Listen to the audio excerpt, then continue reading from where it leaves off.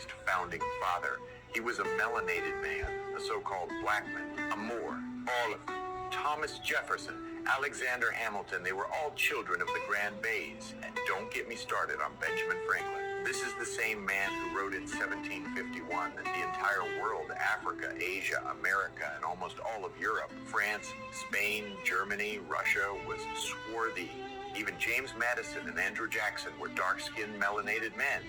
Even the real Mark Twain was a Moor named Samuel Clemens. And the true king of the circus, P.T. Barnum, was a melanated man, while the white man you see in textbooks is a total decoy. Washington was born from European Moorish nobility in exile and indigenous princesses, making him an administrative trustee rather than a sovereign king. He was owned by the Sultan of Morocco and named after the man who held his contract.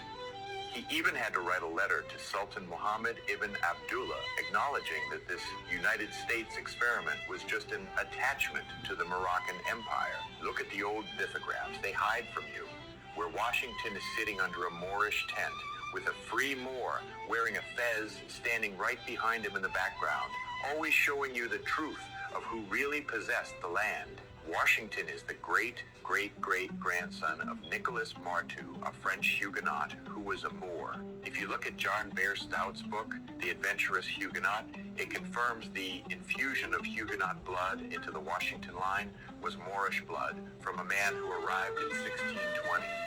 Lee Cummings' The Negro Question, Part 7, literally shows you the image of this black swarthy great ancestor found in a French museum. On his mother's side, Mary Ball, he came from the Bennett line of Sephardic Jewish Moors. Don't take my word for it. Read Douglas Southall Freeman's George Washington. It records Captain David Kennedy seeing Washington with his own eyes in 1756 and describing a man of black complexion with black hair.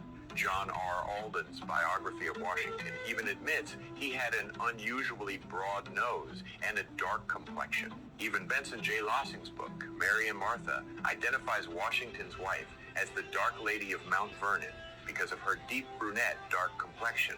Melanated people with the last name Washington, like Denzel Washington, represent a living Moorish administrative appointed by the Sultan to manage this land as a province of the Moorish Empire.